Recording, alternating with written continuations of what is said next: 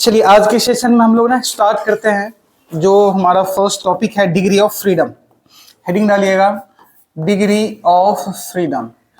तो degree of freedom है क्या? डिग्री ऑफ फ्रीडम है कि number of ways in which molecule और particle can show their motion या कैन वाइब्रेट या एनर्जी जिस वे से ट्रांसफर करा जाता है। ठीक है, वही क्या होता है आपका डिग्री ऑफ फ्रीडम होता है। तो लिखिएगा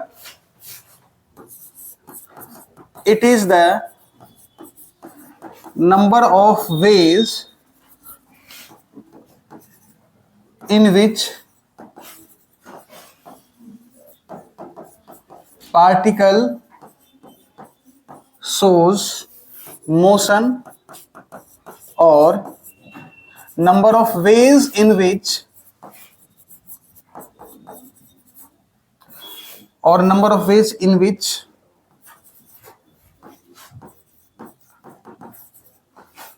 एनर्जी कैन बी ट्रांसफर्ड। यही क्या होता है आपका डिग्री ऑफ फ्रीडम होता है। ठीक है, तो एक आता है पहले मोनो एटॉमिक, दूसरा आता है diatomic, the third one is polyatomic. Polyatomic में भी आएगा कौन कौन सा? Linear, non linear. तो मोनो एटॉमिक का जो डिग्री ऑफ फ्रीडम होता है बेटे, डिग्री एक नॉर्मल टेम्परेचर की बात करते हैं और दूसरा हाई टेम्परेचर की बात करते हैं। मैक्सिमम टाइम हम लोग बात करेंगे नॉर्मल टेम्परेचर की। तो degree of freedom mono atomic का कितना आ जाएगा? 3। डाई एटॉमिक का कितना आ जाएगा? 5। लीनियर अगर होगा तो 5 और नॉन लीनियर होगा देन 6। क्लियर क्या कहानी? ये क्या है? Eight normal temperature. Degree of freedom को एफ से डिनोट करेंगे, एट नॉर्मल टेम्परेचर जो डिग्री ऑफ फ्रीडम होगा। ये स्पेसिफिक हीट,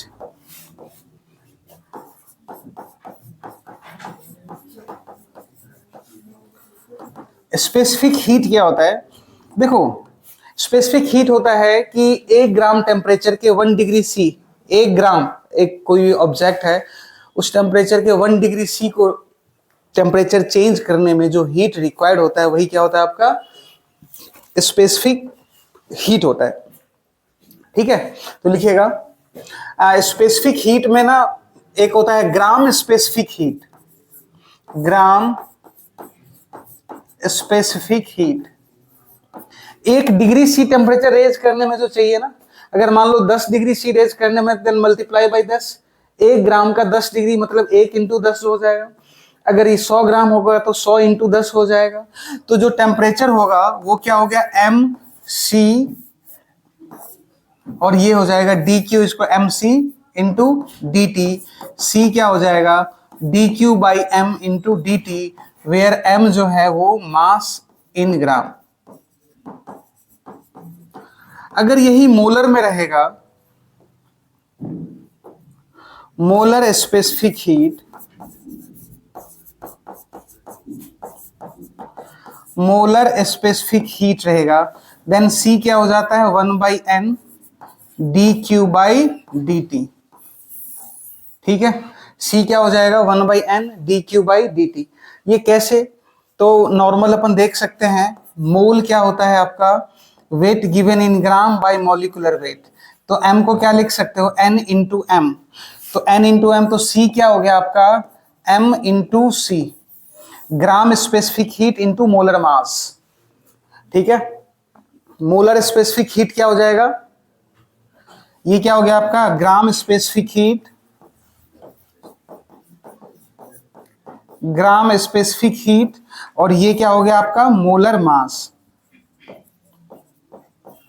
अपना मैक्सिमम यही यूज होगा। क्लियर क्या? अब नेक्स्ट में लिखिएगा specific heat at the constant volume. C V is the specific heat at constant volume. देखो, तो सी वी क्या हो जाएगा? 1 by n molar specific heat. अगर जो हम लिख रहे हैं वो क्या है आपका? Molar specific heat at constant volume. तो 1 by n d Q by d t. 1 by n क्या हो जाएगा? D Q by dt। अगर वॉल्यूम को देखो, नॉर्मल सी बात है, अगर आपने एक कंटेनर लिया है और यहाँ पे ना टेम्परेचर दे रहे हैं जी इसको, इसके गैस मॉलिक्यूल्स हैं, इसके क्या है आपके गैस मॉलिक्यूल्स हैं। अगर आपने टेम्परेचर दिया मतलब क्या, हीट दिया, तो उससे होगा क्या, एक तो इसका इंटरनल एनर्जी चेंज होगा, दूसरा ये गैस मॉलिक्यूल्स क्या करेगा, या तो एक्सपेंशन होगा या कॉन्ट्रैक्शन होगा, जो भी है, ठीक है। तो जो ये हीट दिया है वो किसके बराबर हो जाएगा, D U plus D W के।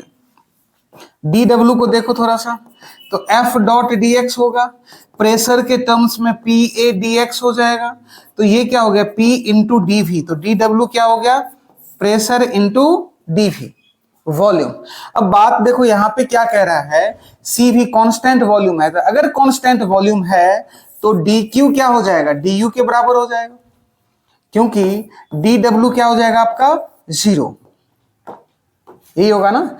डी क्यू किसके बराबर हो जाएगा, डी यू के। तो लिखना एक बार इसको, सी वी जो होगा वो 1/n D you by d T, यही होगा 1/n D you by d T. अब डी यू क्या है, तो जी डी यू है इंटरनल एनर्जी। चलिए, डी यू या डेल यू, ये क्या है आपका, इंटरनल एनर्जी।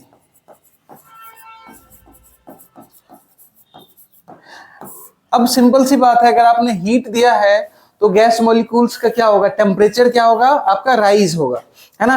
देखो हमने क्या पढ़ा था अभी, E जो है वो 3/2 PV के बराबर है, या 3/2 nRT के बराबर है, यही था ना। 3 को अगर कॉमन ले लो देन ये क्या हो जाएगा, RT/2 के बराबर है। ये हमने किसके लिए पढ़ा था, किसके लिए पढ़ा था, आइडियल गैस के लिए, क्या एनर्जी यही था फॉर, ये किसके लिए था बच्चे, आइडियल गैस। आइडियल गैस के लिए हमने डिस्कस करा था ना, आइडियल गैस के लिए क्या एनर्जी डिस्कस करा था, E is equal to 3/2 RT, यही डिस्कस करा था। तो 3 क्या है यहाँ पे, डिग्री ऑफ फ्रीडम, तो where F is the degree of freedom.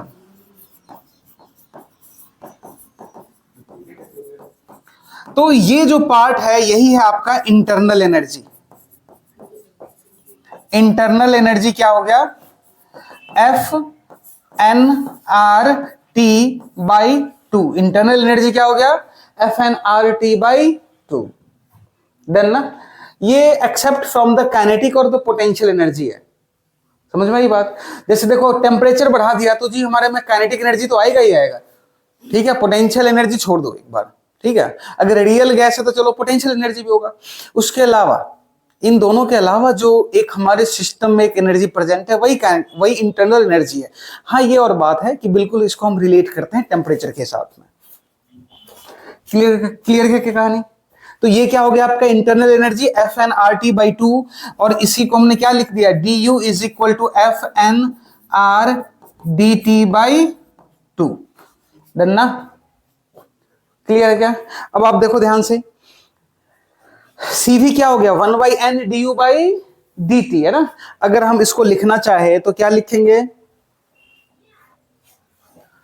CV हमने लिखा 1/n du/dt, और du क्या हो गया FnRDT/2। अगर n का वैल्यू 1 ले लें तो du क्या हो जाएगा FrDT/2, ये वैल्यू पुट कर दो, CV क्या हो जाएगा FR/2। क्लियर ना, CV का वैल्यू क्या हो जाएगा FR/2। अब अगेन देखो यहां से, मोनो एटॉमिक के लिए CV क्या हो जाएगा 3R/2, डाई एटॉमिक के लिए CV क्या हो जाएगा 5R/2, पोली एटॉमिक के लिए CV क्या हो जाएगा 6R/2। क्लियर है क्या। अब नेक्स्ट में आता है आपका, ये ध्यान रखने वाली बात है जी, ध्यान रखिएगा, बार बार यूज किया जाएगा इन टर्म्स ऑफ, ना, CP क्या है, molar heat capacity at constant pressure, molar heat capacity at constant pressure, ये है ना molar heat capacity eight the constant pressure. तो सीपी क्या हो जाएगा 1/n dq/dt eight the constant P.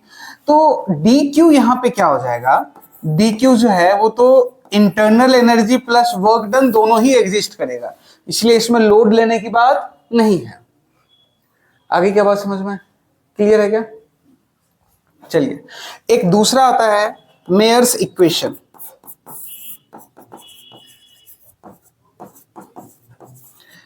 Myers equation, ठीक है। और ये इक्वेशन आपको क्या याद रखना है, Cp माइनस Cv जो होता है वो R के बराबर है। चलिए एक बार लिखो ये, फिर इसका प्रूफ करते हैं हम लोग डिस्कस। Cp, चलिए इसका एक बार प्रूफ देख लेते हैं, हालांकि रिक्वायर्ड नहीं है, ठीक है। तो प्रूफ के लिए नॉर्मल सी बात है, देखो dq जो होगा वो du प्लस dw के बराबर होगा, इसमें तो कोई दिक्कत वाली बात नहीं है ना। dw जो होगा वो p इंटू dv के बराबर होगा। इंटरनल एनर्जी du जो होगा उसको हम लोग क्या लिख सकते हैं, ncv इंटू dt, क्लियर ना। और ये dq आ गया, dq मतलब ncp इंटू dt, अभी अभी हमने देखा था ना, dq को क्या लिख सकते हैं, ncp इंटू dt, क्लियर है क्या। अब ये ना अपने पास प्रॉब्लम कौन दे रहा है, p इंटू dv, तो p इंटू dv को एलिमिनेट करने का उपाय ढूंढते हैं। pv किसके बराबर है जी, nRT के। डिफरेंशिएट कर दो विथ रिस्पेक्ट टू टेम्परेचर, तो डिफरेंशिएट करोगे तो dp by dt into v plus dv by dt into p is equal to nr। तो ये हो गया dp into v plus dv into p is equal to nr dt। अगर volume constant है तो ये वैल्यू तो हो गया खत्म, जीरो, ठीक है। तो नहीं सॉरी, प्रेशर कांस्टेंट है ना, इसमें तो क्या लिया गया है, हीट में क्या लिया गया, प्रेशर कांस्टेंट ना, pressure is equal to constant, तो प्रेशर कांस्टेंट ये वाला टर्म हो गया जीरो। तो P इंटू डी जो होगा वो nR/dt के बराबर हो जाएगा। पुट दिस वैल्यू, जैसे ये वैल्यू यहां पे पुट करोगे ncp/dt is equal to ncv/dt plus nR/dt, सारे कैंसिल आउट होकर के बचेगा Cp minus Cv is equal to R, ठीक है। तो ये आपका इंपॉर्टेंट पार्ट है, ये आप याद रखिएगा। Cp माइनस Cv जो होता है वो किसके बराबर होता है, R के बराबर होता है। देन अगेन Cp क्या हो जाएगा, R प्लस Cv। Cv के बारे में क्या लिखा था आपने, FnR/2, अगर n का वैल्यू 1 ले लें देन क्या हो जाएगा, FR/2, consider n is equal to 1। तो क्या हो गया, यहां से R कॉमन ले ले, 2 plus F/2 is equal to Cp, और Cv क्या हो गया, FR/2। अब अगेन देखो, मोनो एटॉमिक, मोनो डाई, अब जो मैं पोली लिखूंगा ना तो समझ लेना नॉन लीनियर की ही बात कर रहा है। ये किसकी बात कर रहा है, नॉन लीनियर की। तो Cv Cp मोनो के लिए कितना हो जाएगा, 3/2R। Cp कितना हो जाएगा पता, तो Cp कितना हो जाएगा, 3 2 5, 5/2R। डन ना। डाई के लिए कितना हो जाएगा, 5/2R, तो ये क्या हो जाएगा, 7/2R। पोली के लिए कितना हो जाएगा, 6/2R, तो 6 प्लस 2 ये कितना आ जाएगा, 4R। क्लियर है क्या, डन ना। लिखते चलो फटाफट। नेक्स्ट लिख लिया क्या, बढ़े आगे। तो Cp और Cv की कहानी समझ में आ गया ना, कि Cp क्या होता है और Cv क्या होता है, याद रखिएगा ये, ठीक है। Next gamma adiabatic constant.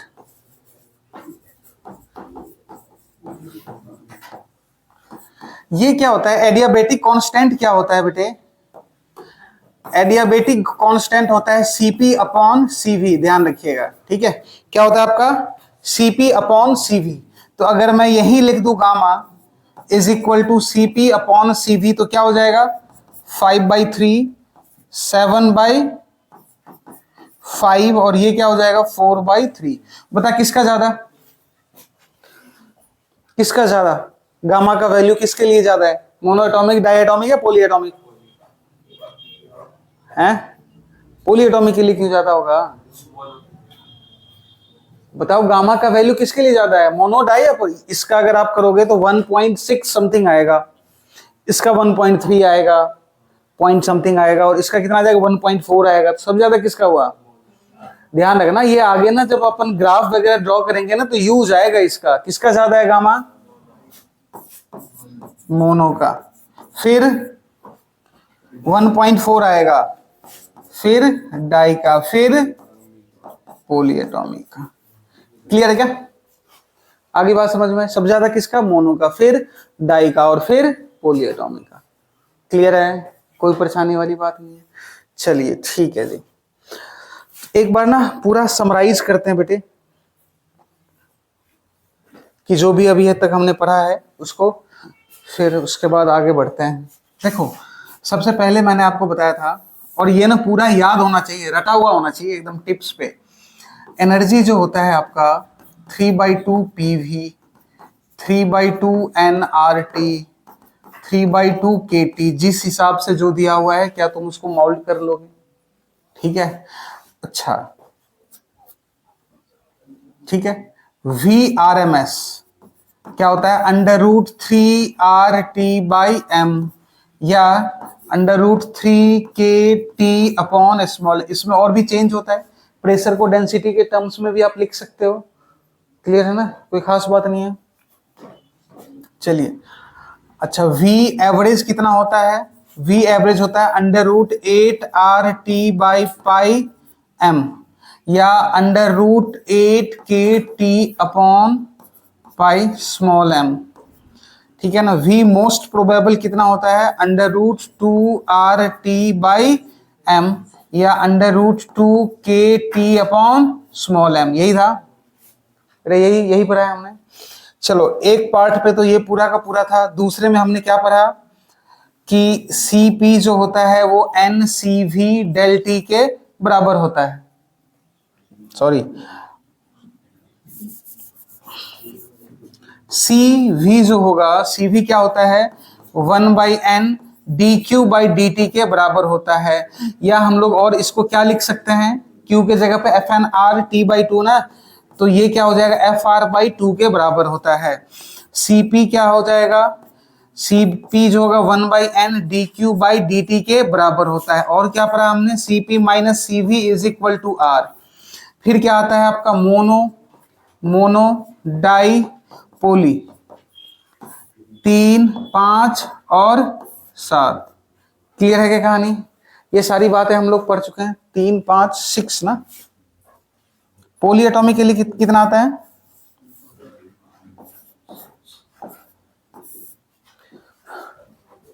हाँ जी, यही पढ़ा है हमने। इसके अलावा तो और कोई खास बात पढ़ा नहीं है। अच्छा, एक और इक्वेशन पढ़ा है हमने, जो गामा का वैल्यू क्या होता है? CP/CV। डन ना? ठीक है, चलिए ठीक है जी। नेक्स्ट हम लोग पढ़ते हैं गैस लॉ।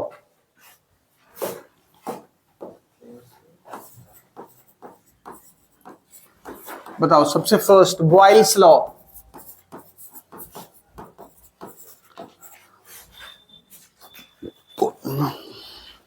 समझिएगा, बॉयल्स लॉ में क्या कांस्टेंट रहता है?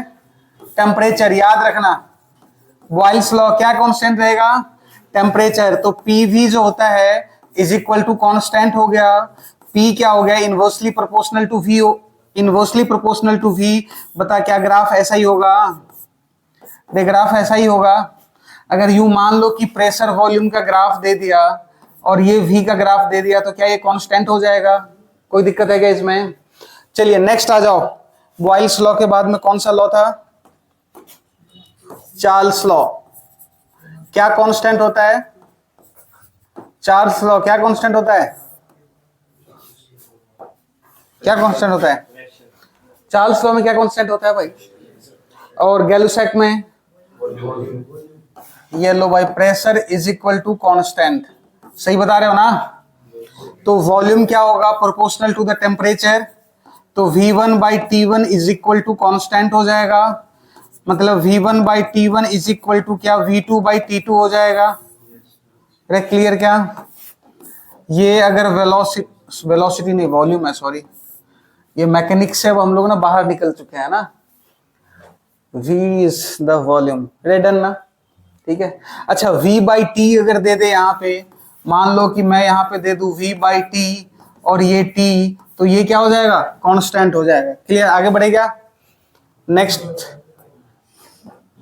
Third,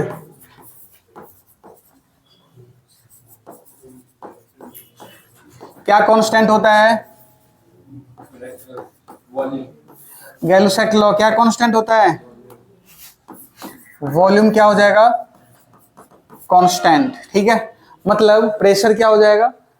proportional to the temperature, मतलब P1 by T1 is equal to P2 by T2। Clear है? तो प्रेशर टेम्परेचर का क्या रिलेशन सीधा होगा? टेम्परेचर बढ़ेगा तो प्रेशर क्या हो जाएगा? बढ़ेगा। डन ना? देख, क्लियर है? चलिए थर्ड, फोर्थ कौन सा लॉ होता है? Avogadro law.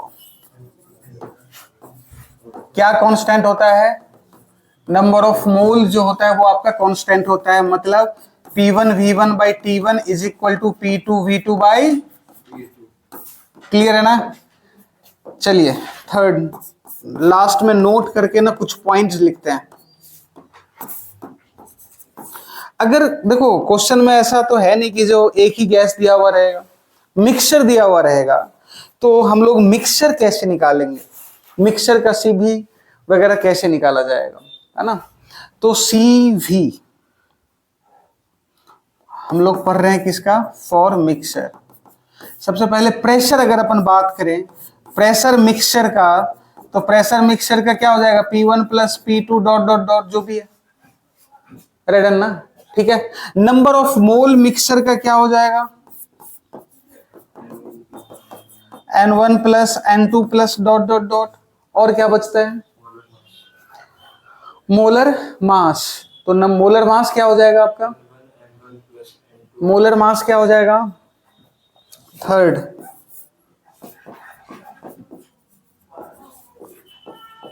Molar mass N1 M1 N2 M2 plus dot dot dot upon N1 plus N2। याद रखिएगा भाई सब, ये आएगा, काम आएगा। न्यूमेरिकल प्रैक्टिस पे हम लोग कल करेंगे विद ग्राफ। ठीक है, ये आज बस याद करके आइएगा, नेक्स्ट में समझ करके। चलिए नेक्स्ट क्या बताया था? CV mixture. मिक्सचर का CV बताना क्या होगा? N1 CV1 N2 CV2 dot dot upon N1 plus N2। Clear है क्या? चलिए अगर मैं फिफ्थ में लिख दूं CP मिक्सचर, तो CP minus CV is equal to R ना, तो R प्लस CV मिक्सचर निकाल दें हम लोग। क्लियर है? पूछता है इस पे जेई क्वेश्चंस, बिल्कुल पूछता है ना। तो चलिए एक और लास्ट पार्ट है जो गामा मिक्सचर। लो भाई, गामा मिक्सचर भी पढ़ लेते हैं। क्या हो जाएगा? CP mixture upon CV mixture. ठीक है, नेक्स्ट नोट करके ही लिखो। 6 हो गया ना। Seventh part, variation of